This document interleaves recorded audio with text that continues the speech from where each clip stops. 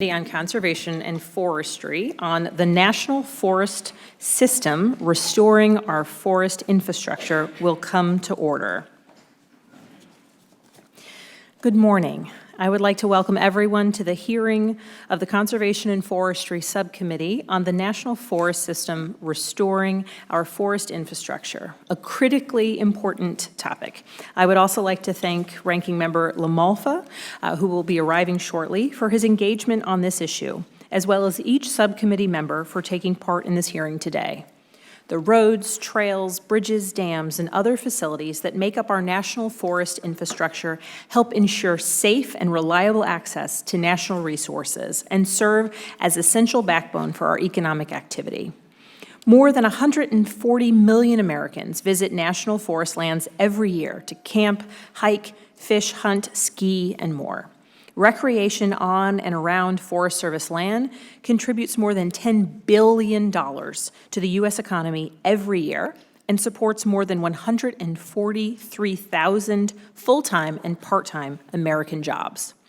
In addition to recreation, 66 million Americans in over 3,000 communities depend on Forest Service infrastructure for drinking water and wastewater services. And many communities rely on Forest Service roads to drive their children to school, shop in neighborhood stores, and visit their doctors. However, as a consequence of deferring maintenance across the agency's infrastructure portfolio, our forest infrastructure is in disrepair and no longer meets the needs of forest users, local communities, and emergency responders. As is the case with all federal land management agencies, appropriated funds have so far been insufficient. With a deferred maintenance backlog of $5.2 billion, the ability of the American public to safely access and benefit from national forests is greatly diminished. As many of our subcommittee members know all too well, one contributing factor to this acute backlog has been soaring fire suppression costs. The increasing frequency and intensity of wildfires has forced the agency to make some tough decisions, often pulling funds from non-fire accounts to address wildfires and leaving fewer and fewer resources to support other aspects of the agency's work, like deferred maintenance. We hope that the fire fix that goes into effect in FY20 helps address this part of the deferred maintenance challenge. Despite the challenges of aging infrastructure, the dedicated public servants at the Forest Service have continually worked to do more with less and to deliver upon their mission to sustain the health, diversity, and productivity of the nation's forests and grasslands to meet the needs of present and future generations. Proper maintenance of our national forests is a matter of safety and economic well-being. I hope this hearing will help us better understand the severity of the deferred maintenance backlog, its impact on regional economies, and the agency's future plans for capital improvement. With that, I will recognize the ranking member once he has arrived. But in consultation with ranking member and pursuant to the Rule 11E, I want to make members of the subcommittee aware that other members of the full committee may join us today. The chair would recognize other members, would request that other members submit their opening statements for the record so the witness may begin her testimony and to ensure there's ample time for questions today. I would like to welcome our witness, Ms. Lenice Lago, Associate Chief of the U.S. Forest Service.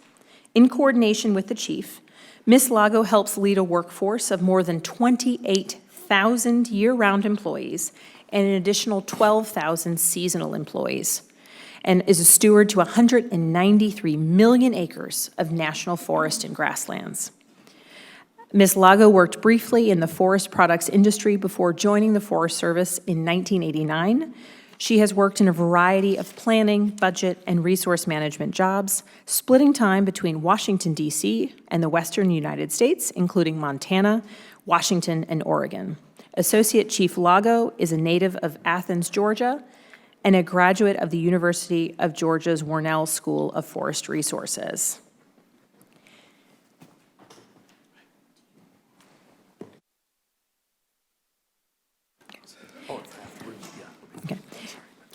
Ms. Lago, you will have 5 minutes to present your testimony. The light will turn yellow, signaling when you have 1 minute left to complete your testimony. Please begin when you are ready. Thank you, Madam Chairman, Ranking Member LaMalfa, and members of the committee. Thank you for inviting me to share the administration's views on infrastructure within USDA's Forest Service. I want to thank and acknowledge how important this opportunity is to testify on this important topic. I'd also like to thank you for the support you've given us to carry out our programs. Infrastructure is the physical link between Americans and their public lands, and Forest Service infrastructure is vital to rural and urban communities alike. It includes roads, trails, bridges, visitor centers used by the public, as well as offices, air tanker bases, employee housing, water and wastewater systems, which we use to manage and protect all of the other resources. People depend on a safe Forest Service road network to get to schools, to hospitals, homes, stores. The road system is also critical to carrying out active management to improve forest conditions. Infrastructure drives the economic benefits communities derive from national forests. The Forest Service provides the most diverse recreation opportunities in the nation across world-class landscapes that attract, as you mentioned, Madam Chairman, over 140 million visitors annually, contributes $10 billion to the U.S. economy each year, and supports over 140,000 jobs, mostly in gateway and rural communities. Outdoor recreation and tourism are the single greatest source of jobs for local economies on the National Forest System. Perhaps most critically, forest infrastructure provides fire protection for communities. Firefighters and emergency responders use forest infrastructure to access forest lands for firefighting operations, to protect communities, to evacuate families from areas at risk, and to rescue individuals from danger. I know a specific interest here today is deferred maintenance, and my written testimony includes tables listing various assets the Forest Service owns and maintains, and the deferred maintenance by asset category. I'm not going to cite all that here, but just to roughly identify the portfolio that we're talking about, the Forest Service maintains over 370,000 miles of roads. That includes over 6,000 bridges. We have 158,000 miles of trail, including over 7,000 trail bridges. We have almost 40,000 buildings of all types, including administrative buildings, research buildings, employee housing, and recreation sites. I think you know, deferred maintenance is scheduled maintenance that doesn't get done.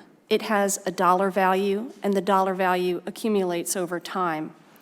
As a result of deferred maintenance, the state of the Forest Service infrastructure has fallen far behind what's necessary to meet the needs of our forests and our forest users. Today, the Forest Service has a deferred maintenance backlog of more than $5.2 billion. Our capital improvement budget has not kept up with needed maintenance. The President's budget request for fiscal year 2020 includes a public land infrastructure fund which allocates monies for deferred maintenance on the National Forest System. Another funding source for Forest Service infrastructure comes from the Federal Highway Administration Federal Lands Transportation Program. Interestingly, while the Forest Service has more miles of publicly accessible road and many times more bridges than other federal land management agencies, the Forest Service receives only about 5% of the funding from this program. In addition to funding, the agency is doing its part to reduce deferred maintenance. We're taking bold steps to streamline our environmental review process and speed up important work that could protect communities' livelihoods and resources. We're using tools provided by Congress as well. We have continued to use conveyance authority, which allows us to sell facilities that are no longer needed and keep the proceeds to address other infrastructure needs. We just proposed our rulemaking for the Powerline Utility Corridor Authority from the 2018 Appropriations Bill and the Communication Sites Authority from the 2018 Farm Bill, in addition to the Leasing Authority, which was included in the 2018 Farm Bill. FLREA, the Federal Lands Recreation Enhancement Act, has enabled us to keep up with needed maintenance at heavily used, developed recreation sites across the country. So with funding, innovation, efficiency, and partnerships, those are the keys to taking care of these important assets. Managing a healthy infrastructure is an important part of our job, and it supports our ability to carry out our mission.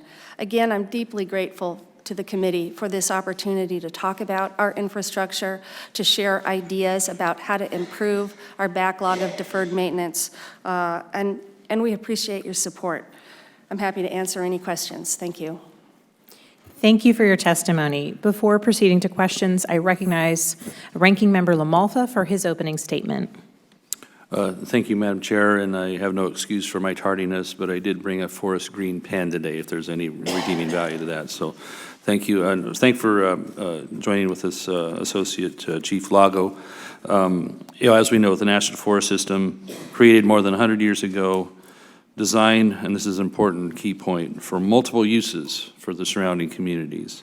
And so it's a vast network, 193 million acres of public land, and much of the infrastructure, like we hear with our national park system, is aging and requires regular upkeep, which hasn't been quite regular. We have budget challenges such as fire borrowing, loss of revenue through declining timber harvest, all contributing to the backlog we're talking about. Significant portion of the backlog, nearly 75%, is maintenance of the 370,000-mile road system within our forests. A lot of that in California, my home state. Of course, the maintenance of these forest roads cannot be understated, and they provide access to the public for access to their lands, recreation, and resources. They connect our communities, and they're very important for our firefighters, of which we suffer a lot of fire in the West lately.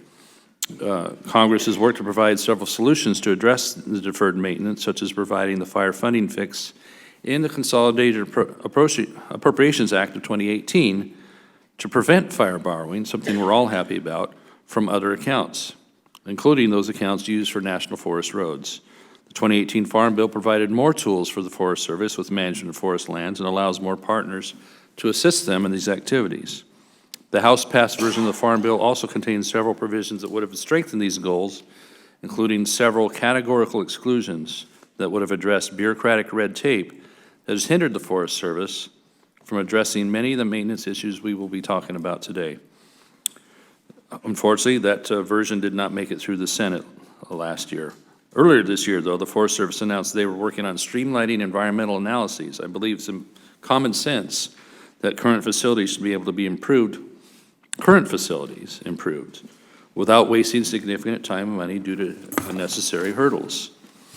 The Forest Service has recently completed their comprehensive capital improvement plan also that we hope can be a strategy to help address this maintenance backlog and get back to a healthy and sustainable functioning forest system. Again, Associate Chief Lago, we appreciate you being here today and look forward to dialogue and Q&A. So thank you, and I appreciate it, Madam Chair. I yield back. Members will be recognized for questioning in order of seniority for members who were here at the start of the hearing. After that, members will be recognized in order of their arrival. I first recognize myself for 5 minutes. Associate Chief Lago, in your written testimony, you mentioned the Forest Service currently has a deferred maintenance backlog of more than $5.2 billion. Can you speak to the backlog's impact on local economies, including recreational outfitters and other small businesses that serve locals and visitors alike?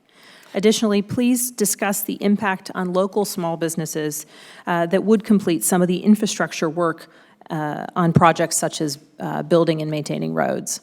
Certainly. Thank you, Madam Chair. So the condition of deteriorated infrastructure means we can't provide access or we can't provide a full season of use to many users of national forest lands. You mentioned outfitter and guides, campground operators. Just to bring it down to the operator level, an outfitter and guide needs road access typically some parking lots, uses campgrounds sometimes, boat launches.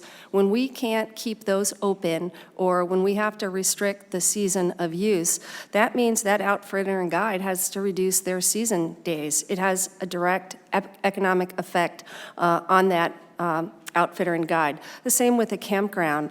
If a campground operator is charging a fee and we can't maintain the water system, so we have to shut the water off to that campground, they can still have campers, but they'll have to provide their own water. It degrades the experience for campers, and they're less likely to go to that campground. Again, a direct economic hit to a service provider. How increasing our maintenance affects local economies is, for the most part, that deferred maintenance is carried out by contractors, partners, service providers in those local communities. Thank you. And I do have a second question with a little bit of a personal bit to it. I have been a Girl Scout leader for the past 5 years, and I've seen the importance of scouting and the role that the outdoors play in the lives of young women and in boys who participate in Boy Scouts. And events like the upcoming Hike-a-Palooza in George Washington National Forest not only provide young women with the opportunity to explore the outdoors, but also promotes environmental stewardship and provides exposure to careers in conservation. The Forest Service's ability to maintain its infrastructure is central to ensuring that the future generations are invested in conservation and have the opportunity to enjoy our country's stunning public lands. On the topic of environmental stewardship, I understand the Forest Service relies on partnerships and volunteers in addition to federal funding. Can you tell us about some of these cooperative agreements and how they help maintain safe, accessible trails in places like the George Washington National Forest? Sure. Thank you for that. And just generally speaking, the total value of our partnerships and agreements is over $1 billion annually, and more than half of that is contributed by the partner. Within the volunteer service hours that we rack up, trails work represents the majority of that work. We have people volunteering to do trail maintenance that is more than 1.5 billion hours annually. That's more than 800 full-time equivalents, and they help us maintain over 30,000 miles of trail a year.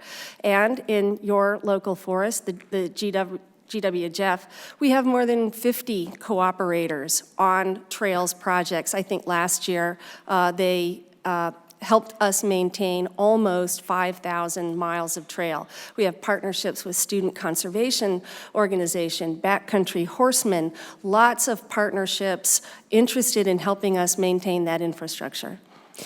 Thank you very much. I appreciate your answering my questions, and I would now recognize Ranking Member LaMalfa for his first question. Okay, thank you again. Assistant Chief, we're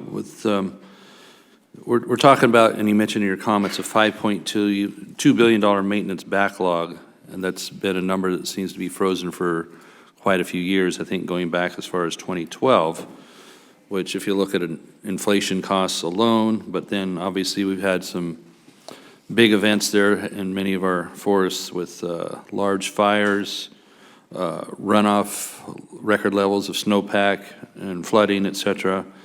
And we hear about it from our forest people out there, that there's considerable damage to the roads, trails, et cetera, culverts. But the dollar figure has stayed the same since 2012.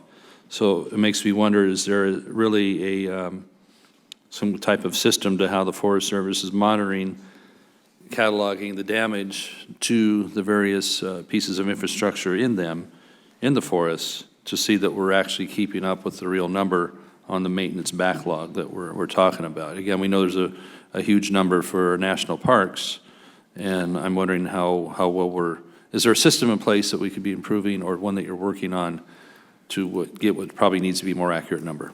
Yes, sir. So it is, first of all, a big number. And as I described, our totality of infrastructure is big, diverse, spread out, and inaccessible. The way we arrive at that number is we do sampling on an annual basis. We sample a portion of the roads and then calculate an estimate. We sample buildings and dams buildings and bridges buildings and dams on a 5-year cycle, dams on a 2-year cycle.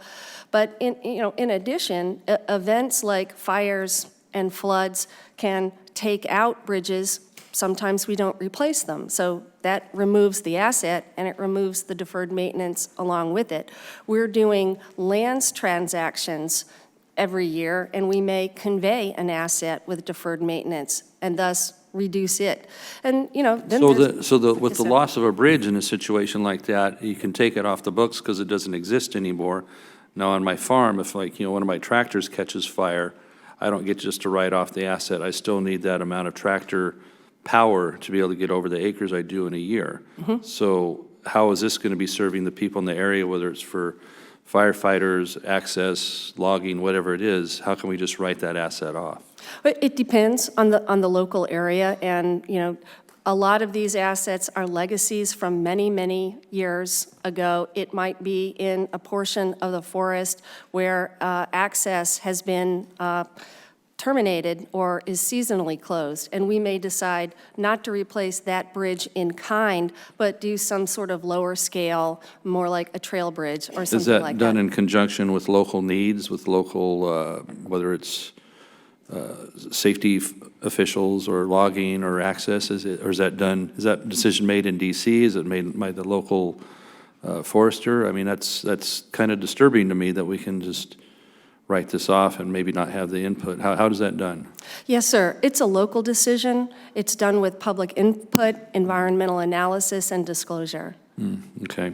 So timber receipts have been down. Back years ago, we're looking at 1991, we could see that there was $680 million in timber receipts, of which 10% goes directly towards forest roads, and it's also very important, those receipts for local schools and roads under what is the Secure Rural Schools Fund. And so in 91, it was $680 million in the receipts, and now more recently it's down to 21 million. So it would seem to me we could be going farther if we had the timber receipts for the road maintenance for that 10%. Would you comment upon that? Yes, sir. In recent years, we have been increasing our timber sales. Those receipts are increasing as a result of that. And so, do you know that number now compared to the $680 million not inflation-adjusted 1991 number? I don't know the total revenue, but I believe our timber receipts, I'll have to get back to you. No, okay, I don't. Please do. So with them down significantly, is recreation is a primary driver of road use. How much is being done to boost what's coming in on recreation fees, not by just raising the fees, but actually having more access in order to keep from losing more roads to deterioration? Mm-hmm. Our annual recreation fee collection is about $100 million. 85% of that goes back to the site where it was generated, and the decision about fees for recreation use is on a site-by-site basis. I mean, as far as in boosting the amount of recreation happening, is that part of the strategy? On an individual site basis, the local management can and does suggest for a fee increase or to add an additional site into the fee revenue program. Yeah, I'm not angling for fee increases, but just more access where it's possible. So I'm over time. I'll yield back, Madam Chairman. I now recognize the gentlewoman from Ohio for 5 minutes. Thank you, Madam Chair, and thank you, Chief Lago, for being here this morning. I want to change the subject a bit to Job Corps, if we could just talk about that for a bit. The Job Corps Civilian Conservation Centers in particular. We know that last year, almost 2,000 Job Corps students from underserved communities contributed more than 100,000 hours to infrastructure improvements and to maintenance projects. Tell me what you see as the opportunity to grow that program. Yes, ma'am. Thank you. Just this week, Secretary of Agriculture Perdue traveled to Denver, National Job Corps headquarters, and met with our Job Corps leadership, several center directors, and laid out a plan for a more formal program between National Forests and the Job Corps centers where they reside to have more students doing restoration and maintenance work on Forest Service facilities, more conservation-related trades at Job Corps centers, and ultimately more hiring of Job Corps graduates into Forest Service jobs. So if I understand you correctly, then USDA is supportive of the program, wants to keep the program, and is going to try to broaden the program. Yes, ma'am. Okay, that's good. Let me also ask, do the students who participate in this program have any path toward becoming employed with the Forest Service or some other land management agency? Yes, ma'am. We have currently an authority called Public Land Corps Authority, which Job Corps students qualify for by doing a certain number of hours of restoration work on public land. That they still are required to compete for jobs in an open merit application. What we'd like to do is work with OPM on a direct hire authority for Job Corps graduates.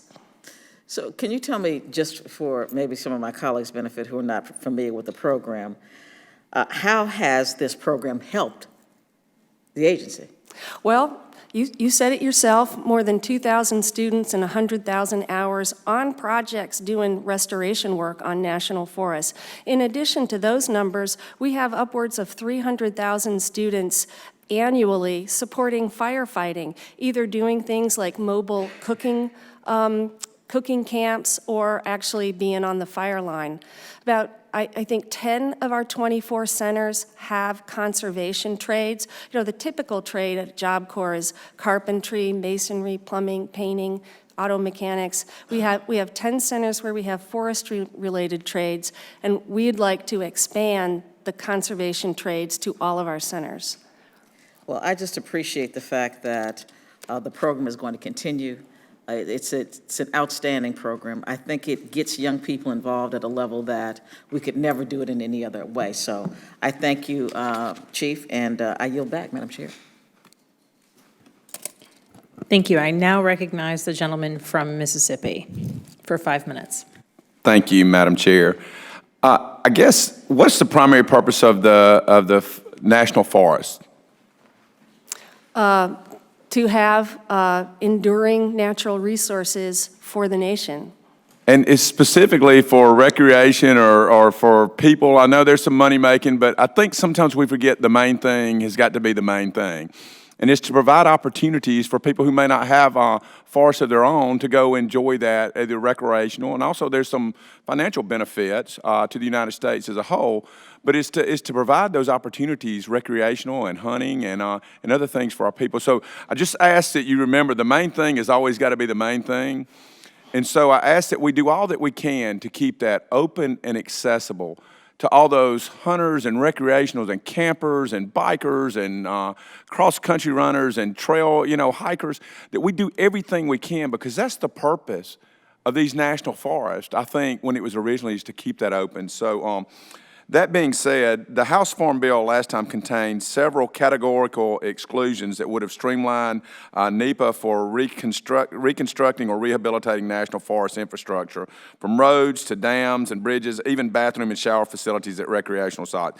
How would these CEs have been helpful to saving time and money while addressing the backlog of deferred maintenance programs? Yes, sir. Thank you, Congressman. So the CEs that did not get included in the Farm Bill are very similar to the CEs we've just proposed in our rulemaking for NEPA for for infrastructure, for roads, bridges, and facilities. And we have existing CEs for routine maintenance. But most of our facilities need something beyond routine maintenance, major reconstruction, decommissioning. And so these CEs in the footprint of an existing structure allow us to consistent with state law, federal law, documenting a decision, do that work without going through a longer environmental analysis. And I just want you to understand, this has major impacts. I got several calls last year. We closed some national forest roads, trails that cars could go on, to my squirrel hunters and folks who use those national forests to do that. So there's significant impact that maybe you guys don't always see, but I can assure you when you start getting calls at a congressional office, because my squirrel hunters can't get to where they want to go. And so what have we done to do public-private partnerships? Are you forbidden to do that? Because a lot of these folks would go out and improve those trails, which would also make them accessible to fight fires. Or are we co-opting with 70% of the engineers in the entire United States Army are in the Garden Reserves? Camp Shelby is a national forest, which you have engineers, and they just did a new running trail down there in the old rail bed system. What opportunities are we using that to use those to help us with the maintenance under the supervision of the Forestry Department? Yes, sir. Thank you. In a minute and 47 seconds, I won't be able to tell you all the partnerships that we have, but for example, we have partnerships with user groups, and I mentioned before, Student Conservation Association, Ducks Unlimited. We also have partnerships with counties in particular that help us maintain roads. The Army National Guard has an authority because they are largely engineers. They can do major construction, reconstruction, demolition work on our sites and our facilities. The pathway to those things is the instrument that documents the agreement and what each side needs to do. We can be bureaucratic about that. We need to instill all of our workforce with the curiosity and the innovation to use those partnerships. What can we in Congress and on this committee do to make that process easier? Sir, the attention in this hearing is tremendous, tremendous value. I'll confer with my staff about what's limiting in those partnerships and be happy to visit with your staff. Please let me know, as an Army engineer who still serves, I'm interested in whatever we can do to make this easier for y'all so that we can serve the main thing, the public that we're trying to give opportunities, offer recreation to. And with that, I yield back, Madam Chair. Thank you. I now recognize the gentlewoman from Maine for 5 minutes. Thank you very much, Madam Chair, and thank you to the Chair and Ranking Member for holding this hearing, and to Associate Chief Lago. Thank you very much for being here today and for your long career and service in the Forest Service. That's so important to all of us. I'm also on the House Appropriations Committee, the Interior Subcommittee, so we had a very interesting an instructive hearing earlier this year with Chief Christensen. We appreciated that very much, and also have spent a lot of time trying to understand the funding of the Forest Service and the unique challenges you have been dealing with because of the wildfires and the challenges out west. I'm going to take a little different tack because I'm a representative from Maine, and in Maine we know the importance of our forests. 86% of Maine is forested land. Only 6% of that is public, so very different from the issues we deal with in the West. I think that's the highest percentage of any state in the nation. We have almost 17 million acres of forest, 16 million of which are privately owned, and that supports about 30,000 good-paying jobs. One imminent concern that we feel our forests can help us with is the issue of climate change, but it also presents a challenge. Forests are facing rising temperatures, increased and prolonged drought, extreme weather events, invasive species, all contributing in many ways to widespread declines in the forest health. But on the other hand, forests can be a positive force for change in the climate debate because of their role as carbon sinks. Just last week, there was an article in the Portland Press Herald in Maine highlighting the carbon store capacity of our Maine forests. And without objection, Madam Chair, I'd like to submit that for the record. Without objection. Thank you. By promoting the value of working forests in the United States and recognizing the continual cycle of growth, harvesting, and replanting, our working forests provide a carbon solution. Can you tell me a little bit about some of the efforts by the Forest Service that promote healthy working forests and the carbon benefits associated with growing trees and the wood products they produce? Yes, Congresswoman, thank you. So we have a branch of the Forest Service called State and Private Forestry. We have authorities under state and private forestry that enable us, and first of all recognizes there's 800 million acres of forested land in this country owned by states and private entities, and it is just as important to for conservation on those lands as on federal lands. So our state and private forestry authorities allow us to work with state foresters, private landowners, industrial corporations on conservation efforts. Just this morning, talking about innovation and partnerships, one of my colleagues sent me an announcement from the National Forest Foundation, U.S. Endowment for Forests and Communities, and the Forest Service Partnership Office announcing grants for public-private partnerships for forest stewardship and forest conservation. There's a lot of growing interest in the importance and the benefits to all of us from a health standpoint, from a climate change standpoint of keeping forests healthy. Finally, in the southeast and in the northeast, we have programs called Keeping Forests Forests. They're big partnerships between us, state foresters, industrial landowners. So just to tack on one of the earlier questions, I know the Forest Service is trying to streamline NEPA review to make it easier for people to manage forests without significant environmental review. But what will you do if those management practices aren't actually storing carbon? Are they considering carbon sequestration in their efforts to streamline NEPA reviews, or is that not part of the consideration? No, ma'am, I don't see carbon sequestration as a calculus in those environmental reviews. Okay, well, I will follow up on that later. One other quick thing.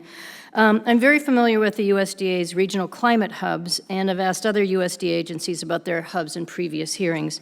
Based on budget documents that I've received from USDA, I understand the Forest Service spent $3.3 million on the climate hubs in 2016, which I think is great, but the 2019 estimate is $400,000. Given the challenges that we're dealing with, why is this such a big drop, and do you see those as a valuable part of what you're doing?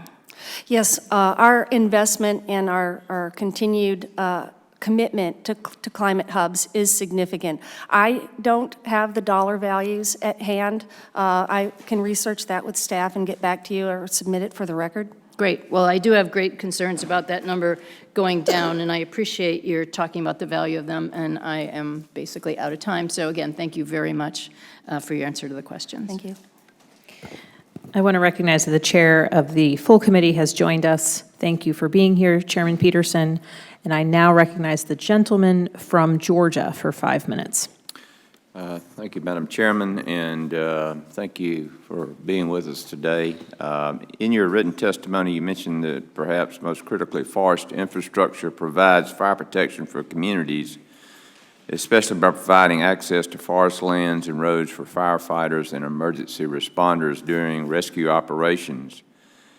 Due to the deferred maintenance backlog, how many miles of Forest Service system roads have been decommissioned over the past 10 years? So I don't have 10-year figures. On an average basis, I think we decommission somewhere between 300 and 400 miles of road a year. It's not strictly related to deferred maintenance. There might be restoration management objectives tied, but in any event, I will get you 10-year figures. Okay, all right. And during wildfire suppression, what percentage of decommissioned roads from within the fire perimeter are reopened and used for suppression activities? Do you have any idea?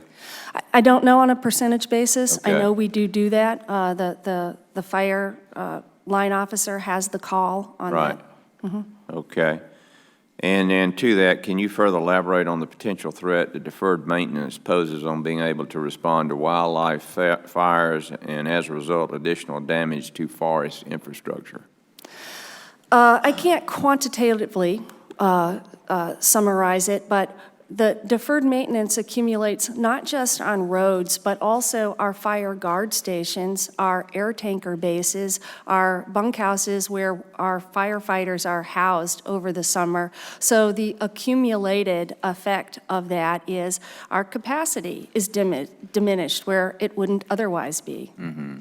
And why is your capacity diminished? I mean, why would you do that? Well, we're not able to house people Okay. in bunkhouses because of the deteriorating condition. I got you. Well, then that gets to my next question. The U.S. Forest Service recently completed its comprehensive capital improvement plan. Can you further detail how you plan to implement this strategy going forward as far as dealing with these issues? Yes, sir, thank you. So our plan has been released in the last couple of weeks. What it primarily does is identifies criteria for submitting projects for the national prioritization. And those criteria include access to active forest management, access to recreation facilities, access for fire operations, research and development, and revenue-generating destinations. Those criteria are applied to the submitted project. It runs through a model. The model prioritizes projects. And so, we have funding set aside, and you cut off the funding at, the level that... Right. Right. Outside of that, what's your biggest challenge?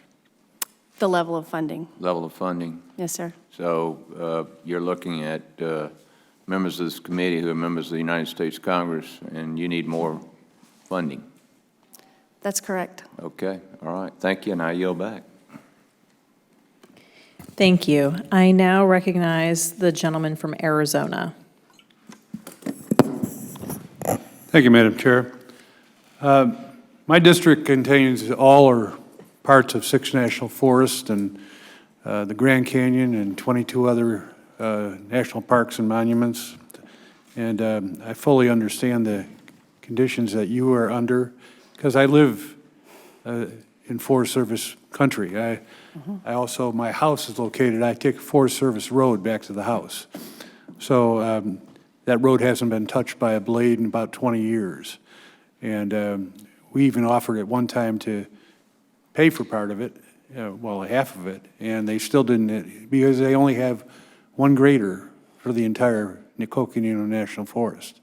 And that grader has to be borrowed by the Kaibab sometimes in order to get some roads done over there. And so this whole concept of, how many personnel has the Forest Service lost, or a percentage, in the last decade because of funding? So I've heard the figure, a third, 33%, in non-fire professions. I'd have to, double check, what is that, the last 10 years or some other time period, but that's the figure that I'm familiar with. And how much more personnel are you going to be able to hire now that you've been able to get the fire funding off your books? That's a good question. It's not easy to answer. In my own career, we've changed significantly from using Forest Service employees and equipment doing projects, road projects, for example, to funding partners or counties or contract workers. So the increase in funding may not necessarily turn around more, let's say, road crews. What we do need is senior, experienced engineers and specialists who can plan and design the work and then do contract oversight. Well, let's put it another way. The fire funding's been taken out. How much has been restored to your budget in order to meet your other obligations and Okay, needs? I can do that one. So it goes into effect in 2020. And if we had to request the 10-year average for fire suppression, it would, which we don't because the fire funding fix froze it at 2015 level, we would have to increase the request for fire suppression by $270 million. So what that means is we get to add $270 million back to programs as long as our cap stays the same. Now, it's also, at least out in the West, I know, and in my district, a lot of the forests were put in place because of watershed protection. What impact has the lack of funding had on the ability of us to protect our watersheds, our wildlife that the hunters love, and our fish and the streams that impact the quality of our tourists and our recreational activities in the forest? Yes, sir. The two most important things that affect water quality and water coming off national forests is healthy forest condition and maintaining the road system. former longtime member of the House, Norm Dix, used to say, if you don't fix the roads, you're going to drink the roads. So right. our inability to maintain the road system contributes to degraded water, overcrowded, overdense forests that stagnate, lead to insect infestation, wildfire. That contributes to poor water quality. We need to take care of those two things. Well, I want to thank the Forest Service for helping start the Forestry project in Arizona. It's been very important. We're on another step now, and hopefully we'll move forward again. But the management process that you just talked about is critical to water protection, watershed protection, and wildlife and the whole ecosystem that there is. And I just look at Arizona as an example. We have millions and millions of acres that are not managed, or haven't been able to be managed, I should say, that are just going up in fire all the time, and that's throughout the West. So I'd kind of like to know the plan of attack other than Forestry for the other national forests. Yes, sir. So you might recall we announced an initiative earlier this year that we call shared stewardship. And we are working, we have, I think, 10 states now under an agreement where we're partnering with states to agree on the areas of highest priority treatment, and then we're working on those areas together. And I think that is a commitment that is going to build both support for the work that we need to do and additional capacity for doing it. Thank you, and I yield. Thank you. Before moving to recognize members of the full committee, I'm going to recognize for 5 minutes the gentlewoman from Iowa who stepped out. Excuse me, I apologize. I will now recognize for 5 minutes the gentleman from South Dakota, Mr. Johnson. Thank you very much, Madam Chair. And, you know, I know in your line of work, you get a fair amount of criticism, but I just want to start by saying thank you on a personal basis, ma'am. The Black Hills National Forest is a ways, we've got a very large congressional district. I suppose I'm probably 4 hours from the National Forest, but I can't tell you how many dozens, how many hundreds of memories my family has made in that a great national asset that you, throughout your career and your people, have helped to maintain. And it's wonderful. I mean, some of the most beautiful, quiet moments in our lives have been nestled among those Black Hills ponderosa pine. Some of the most active moments of our life have been in that forest. And so thank you for what you're doing. Now, of course, it's not just the Johnson family that enjoys that resource. Every year there are millions of South Dakotans and folks from all over the world who recreate there. I get the sense that our deferred maintenance backlog is perhaps smaller there than in many of the forests we've discussed. And I think perhaps because it is such an actively managed, well-maintained forest. We have some of the highest timber sales of national forests in the country. And so if you're willing to, ma'am, could you elaborate on the connection, if any, that exists between a well-maintained, actively managed forest and the impact that that can have on lower deferred maintenance? Yes, sir. Thank you for the opportunity, and thank you very much for the compliment. And the Black Hills is a very special place. I agree. All our forests are similar in the way that people love them and rely on them. And that said, they're still unique in their own way. And where a forest is well-maintained, able to reduce deferred maintenance, you know, my guess is that's a forest with a lot of thriving partnerships. We don't have the same ability to partner everywhere. It depends on, you know, opportunity and economic capacity, but it also depends on commitment to partnering. And so I would put my finger on partnerships where the Black Hills are concerned. Well, I think that is exquisitely well said. I mean, I do think thriving partnerships are a key part of that story of a lower deferred maintenance backlog and I think higher use of the forest. So thank you for calling out the importance of having a USDA commitment to that, and to the extent that that commitment can even grow in the Black Hills National Forest and elsewhere, you know, I'd certainly love to see more efforts in that regard. I hate to, bring up such a terrible subject as the mountain pine beetle, because I know that little fella had done a lot of damage in a lot of places.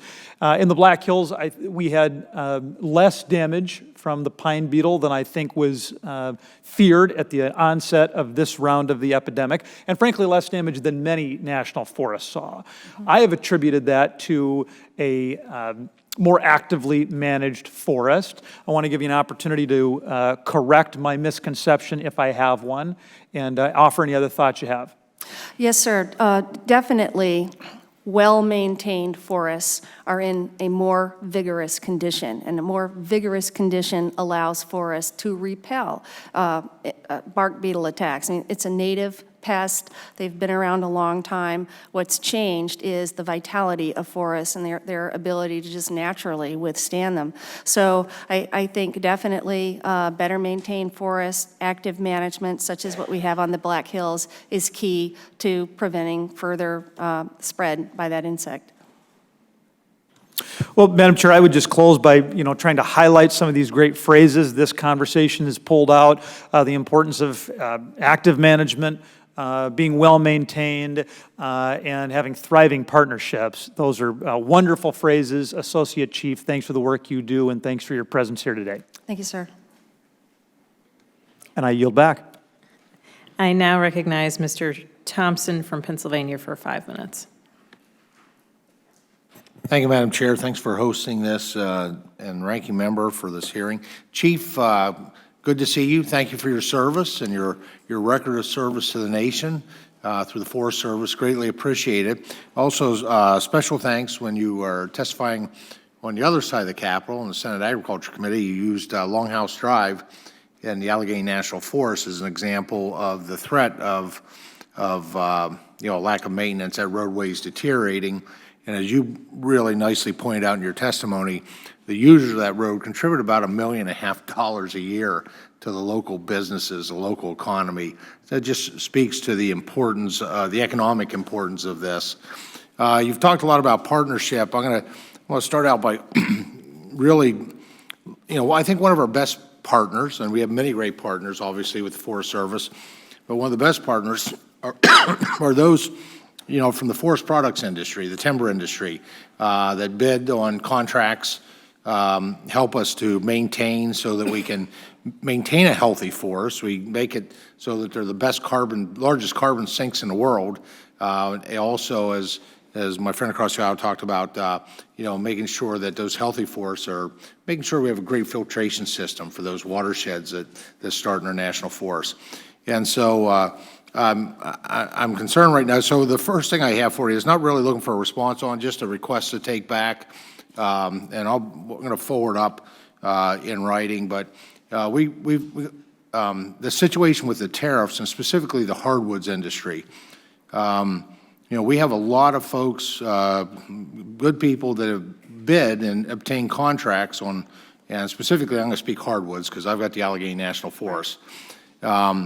And unfortunately, with the trade wars that are going on, the bottom just completely dropped out of the price. So they bid at a certain price. They're mandated, contracted to pursue that, but they've lost their market for the time being. I will say, talking with them, they're all behind the president and they're supportive, and they want to see, fair and free trade, which is what the president wants. But in the meantime, just two things, if we could look at that'll be sent along in a written request. Any type of trade relief for our hardwoods, they were not included in that package. And I get it, it's different might be because a part of this, that part of trade is administered through commerce. I don't know why. Trees are a crop, it's agriculture. But they need, we're hoping actually just to get resolution to trade agreements.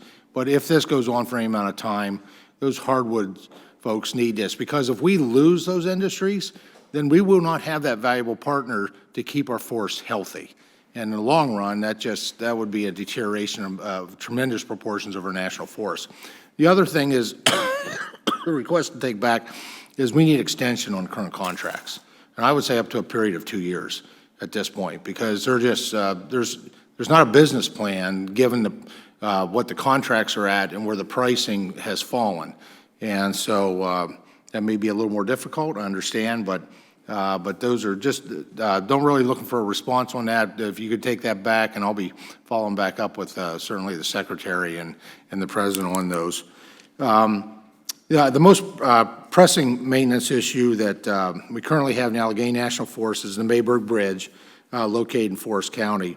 There are 128 permanent and seasonal dwellings in Mayberg and the bridge, which is owned by the Forest Service, and it's the only really practical year-round route in and out of that village. Thankfully, we don't have any kids right now living in that area, so there's no school buses, because that bridge would not handle a school bus, and I would be concerned if there's a fire, because an emergency vehicle is not going to be handled as well. Unfortunately, the bridge has fallen into disrepair and in need of critical repairs. Now, the Forest Service,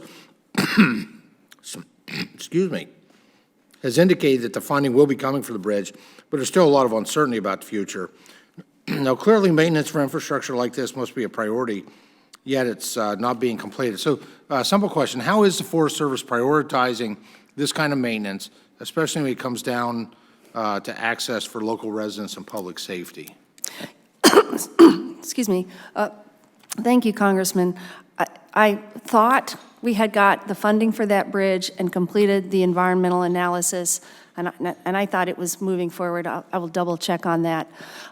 Funding for maintenance is part of regional allocations, and the priorities for maintenance is decided at the local level. When it exceeds routine maintenance and becomes a capital investment, then it's going to be subject to that capital investment strategy and those criteria for prioritization that I mentioned. I also appreciate your engagement with the community, because it was apparent in the beginning. I'm not sure the Forest Service, whoever was involved, even locally, recognized that there was a permanent village, basically. People lived there year-round, and quite frankly, it was the only way in and out. So, but because of how you all did conduct yourselves, engaging the community, that all came to light, and I really appreciate it, and I appreciate the support with, Thank you. With the Mayberg Bridge. Mm-hmm. I now recognize the gentlewoman from Washington for 5 minutes. Thank you, Madam Chair. And Ms. Lago, thank you for coming today and joining us. It's great to have a witness with experience in Washington Forest, and I would love to host you back at home, along with the Forest Service Chief in the district, which, by the way, includes Mount Rainier, the Snoqualmie Mount Baker National Forest, Mountains to Sound Greenway. Beautiful area. Chelan, Stehekin, everything, to raise some of these very issues on deferred maintenance. And in addition to the deferred maintenance projects, the Forest Service Legacy Roads and Trails Remediation Program is a critical program that leverages dollars outside of the Forest Service to address water quality issues. And I have a appropriations letter for the record that I'd like to submit outlining the importance of that program and the need for it to have a dedicated line item. So noted. The program was created in 2008 because the general Forest Service road maintenance budget was unable to address the sheer volume of blocked culverts, landslides, and washouts, which were impacting water quality and access for threatened and endangered species. And in Washington State and other parts of the country, the program is critical to address water quality issues and habitat, particularly for Chinook salmon, bull trout, and steelhead. These fish are an important part of the Northwest culture, heritage, ecosystem, and they have suffered heavily, as you know. A recent New York Times report stated that the Chinook salmon may be extinct in 20 years. I'll also add that Chinook salmon are the key food source for the endangered southern resident orcas. And old weather-damaged roads and broken culverts are key culprits in this demise. And Washington State has invested millions, multiple millions of dollars to address downstream barriers and culverts, including dams and whatnot, while the Chinook salmon spawning grounds are located upstream in the National Forest headwaters. And on page 4 of your testimony, you outline the criteria for road projects listing priorities. And unfortunately, the projects that improve wildlife and aquatic passage are last. And so I was just wondering if you could expand on this and help me understand how projects affecting water quality can be addressed in a timely manner when the Forest Service is facing a $5 billion plus backlog. Yes, thank you, Congresswoman. And when I was still in the Pacific Northwest, we hosted a chief's review, and the theme of the entire review was Save Our Salmon, and really understand the integral role of salmon in the economy and lifestyle and that ecosystem. So in addition to the criteria, which includes benefits, the ability to be an economic driver and water and recreation, there is an intangible benefit criteria. Salmon is a lot more, and water quality is a lot more than an intangible benefit, certainly. And local managers also, there is a layer where they put a personal priority on their projects based on their knowledge of local issues and what's important to the local economy, people, community. So there is more than just the criteria that I named in my testimony. I think it's fair to really think about how we're valuing water, the economic value of water, as well as the fact that we all rely on it. So I'll go back and discuss that. Thank you. And the way I interpreted economic was really related to timber, but if you think about the recreational economy and salmon and habitat and our tribes, that those do weave in economics. And then I appreciate your going back. I think that is it. I would just like to reiterate my invitation and thank you for paying attention to this issue. And I yield back the rest of my time. Thank you. I now recognize the gentleman from California for 5 minutes, Mr. Panetta. Thank you, Madam Chair. I appreciate you allowing me to sit in on this very important hearing, especially when it comes to my district on the Central Coast. Ranking Member LaMalfa, good morning, and good morning, Chief. Thank you for being here. Appreciate your testimony and appreciate your service. I represent the Central Coast of California, Big Sur, Los Padres National Forest. And in 2016, I'm sure you know well, we had a pretty extensive fire there called the Soberanes fire, which encompassed about 206 square miles being burned at a cost at the time was the most expensive in our nation's history at the time, until recently, a cost of about $260 million. The reason that fire started was because of an illegal campfire, unfortunately. And we're seeing a lot of that, especially in Los Padres Forest, in the sense that you have a number of people out there, despite the numerous signs everywhere saying, don't do something as stupid as that. But people, continue to conduct themselves in that manner, unfortunately. Obviously, it would be nice to have staff there, Forest Service officers there, who actually are on the grounds and enforcing those types of laws. But unfortunately, we've had to resort to certain volunteers who go there. I say unfortunately because that shouldn't be their job. And they're not armed, they don't have the right law and the legal background to enforce those types of laws.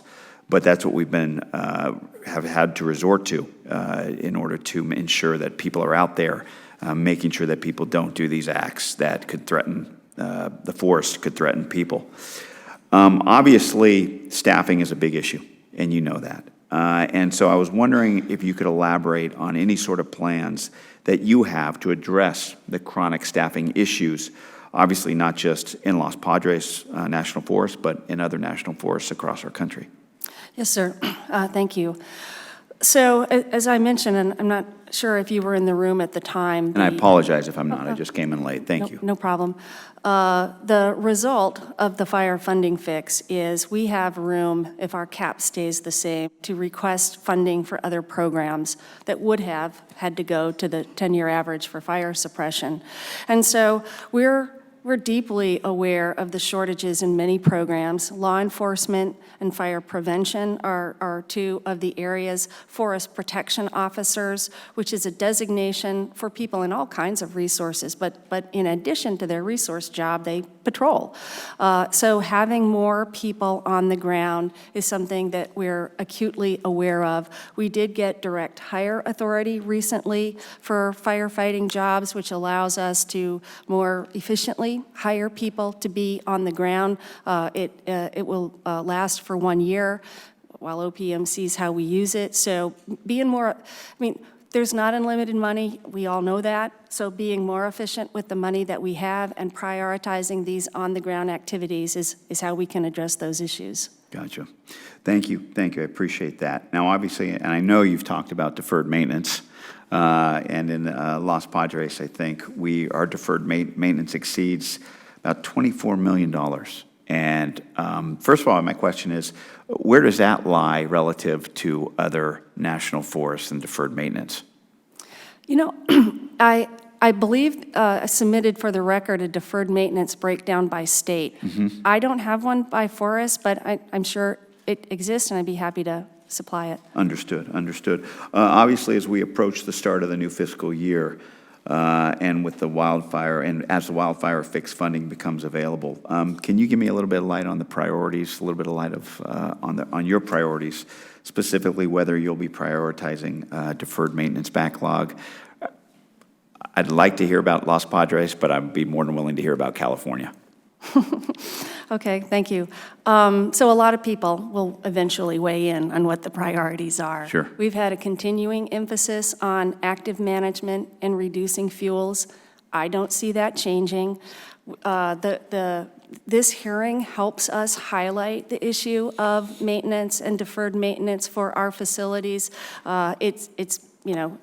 It's felt throughout the Forest Service and throughout the communities that we serve. So I'm happy to work with you and your staff and this committee staff on how to prioritize going forward. Outstanding. I look forward to that. I'll yield back my time. Thank you, Madam Chair. Thank you. With the first round of questions completed and without objection, we will begin a second round of questions. Members will be recognized for 3 minutes in order of seniority. All right, I will begin by recognizing myself for 3 minutes. Associate Chief Lago, thank you for all of your answers today. And I would also offer for the hearing record a copy of the Department of Commerce's report on outdoor recreation economy. The report released just last week shows that the outdoor recreation economy accounted for 2.2% of GDP and supported 5.2 million jobs in 2017. This not only includes conventional activities like camping, hiking, boating, but also value-added activities such as construction and travel. For the first time, the report included information on the recreations industry's contributions by state. Is data from reports like this considered as the Forest Service prioritizes maintenance? And does the Forest Service use data like this to leverage assistance from states and other partners? Yeah, thank you, Madam Chair. So, first of all, with regard to that report, it's interesting that the statistic of 2.2% might sound small, but it is interesting to note that it is growing almost 50% faster than general GDP. And I can tell you from the communities that I've lived in, the ones that I hear from that depend on a recreation economy, it is far more impactful to their economies than 2.2%. We recognize that I think 15 states across the country now have recreation officers, so showing that states recognize the importance of this recreation economy. It's not right for every state, but definitely the recognition of the Commerce Department, our own within USDA, not just our agency, but rural development, has a expanding recreation economy interest. So it helps us bring partners to the table. It helps us bring investors to the table. So to answer your question in a word, yes. Thank you so much. And coming from the Commonwealth of Virginia, where we have seen recreation continue to be a strong use of our natural resources and a major economic driver here, I thank you for your comments. I now recognize Mr. LaMalfa for 3 minutes. Thank you again. I appreciate again Assistant Chief Lago for your being here. I wanted to delve a little more into with, again, with the road maintenance and the issues there where access has been more difficult over the years. So we've wrestled in Northern California with what's being put on travel management plans. And it seems like it just means less and less access. We're finding more and more closed gates and less ability for people during, snow season for snowmobiling or for off-road activity, hunting, anybody able to take vehicles in or even without vehicles, that we're finding more and more closed gates. And so does this tie in partly towards a changing view of the multi-purpose, multi-use forest policy, or is it more about the backlog we have of maintenance? You talk about bridges being removed and no longer counting them as an asset, but they're, a great amount of frustration by my constituents, and I think neighboring districts as well, is that whether you call it the travel management plan or the maintenance backlog, it's just meaning less access. So does travel management plan efforts, are they moving in that direction because of the lack of maintenance, or is it some other philosophical shift? Thank you, Ranking Member. So it is not we're not walking away from the multiple use sustained yield mandate from Congress. It is more the observation that when we want people to have access to their public lands, they don't need public lands if they don't have access to them. But we need to maintain the resource in a healthy condition, but we also need to maintain those roads in a safe condition for people to use them, roads and trails. So our effort at travel management is aimed at looking at the resource from the standpoint of what can we safely provide. Okay. Well, even as Mr. Panetta mentioned there, he had a 6-digit fire in number of acres in his district. We have multiple 6-digit fires in the more northern part and other western states. And an important component of being able to do the pre-fire work is this access, and as well as when it does come to fire suppression time, having these roads available and intact bridges and all that, and not closed gates and all that. So can you please comment on the fire aspect of that and how important it is we step back up on this?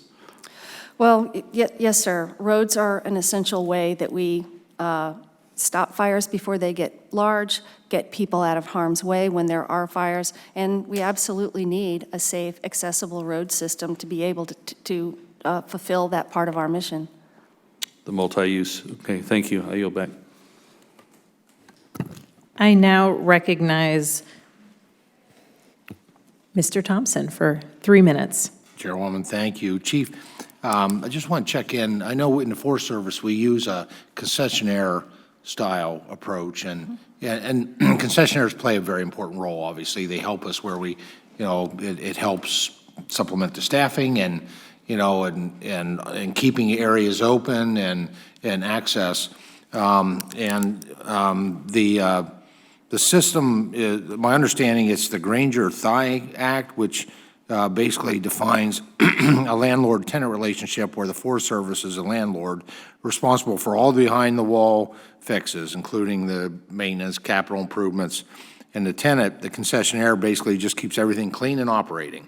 My question for you is, would you like to have the authority actually that has been granted to the Department of Defense and to the Army Corps of Engineers, which allows basically where 30-year leases are an option, not mandated, but an option, and in that 30 years, that longevity, what would be the concessionaires have, are able to take on the responsibility for some of the capital improvements. Today, that doesn't occur in the Forest Service with the concessionaire system. I don't know the timeline on when the Department of Defense and the Army Corps made that transition. It's just a simple question. Is that something the Forest Service would want to consider getting the authority to do? Obviously, we would have to provide that through the Farm Bill or whatever. Yes, sir. I'm not sure what the Army Corps of Engineers authority is, but in fact, the Forest Service did get leasing authority in the 2018 Farm Bill. We're developing rules and directives, but it would enable us to do those kind of long-term leases. I'm not sure the time period, but also to enable the leaseholder to do improvements. I think the Park Service has some kind of authority like that, too. I can check on that and get back to you.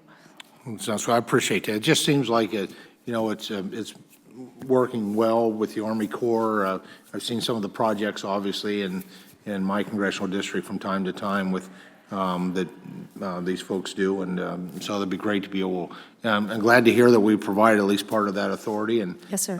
If we haven't done enough, please let us know. We want you to have the authority to be successful. Thank you. Thank you, Madam Chair. I yield back. And I now recognize Ranking Member LaMalfa for one more 3-minute question. Just one more. Thank you so much. Again, when we're talking about the backlog, when we're seeing the Forest Service absorbing more land through donations from maybe NGOs or other instances, or the LWCF has also introduced more land back into Forest Service control. How is that contributing to the backlog and your ability to keep up, and as well as updating this $5.2 billion backlog figure? Well, that's a great question. So I'm not sure what the value or the assets that a lot of the lands that we acquire through Land and Water Conservation Fund.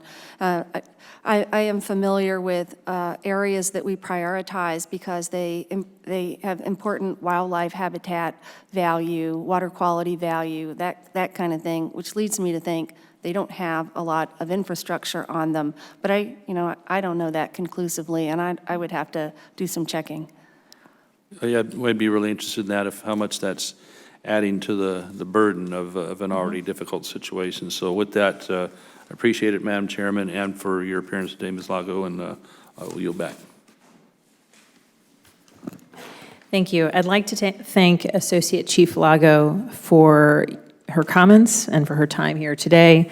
What we've heard today underscores the importance of the Forest Service's work and the challenges it faces. I hope we all leave here with an appreciation for the role that well-maintained forest infrastructure can have significant impacts on people's lives, their work, and their play in and around national forests, as well as the communities and economies surrounding our national forests. We've also heard loud and clear that dozens of infrastructure projects are ready for implementation, but require the necessary funding. And carrying out these much-needed maintenance projects will support jobs in rural communities as soon as the Forest Service receives the funding to complete them. I hope that we all leave here with a better sense of what we can do in this subcommittee to help the Forest Service carry out its mission. And again, I thank you, Ms. Lago, for your time today. Before we adjourn, I invite the ranking member to make any closing remarks that he may have. Without any, under the rules of the committee, the record of today's hearing will remain open for 10 calendar days to receive additional material and supplemental written responses from the witness to any question posed by a member. This hearing of the Subcommittee on Conservation and Forestry is adjourned.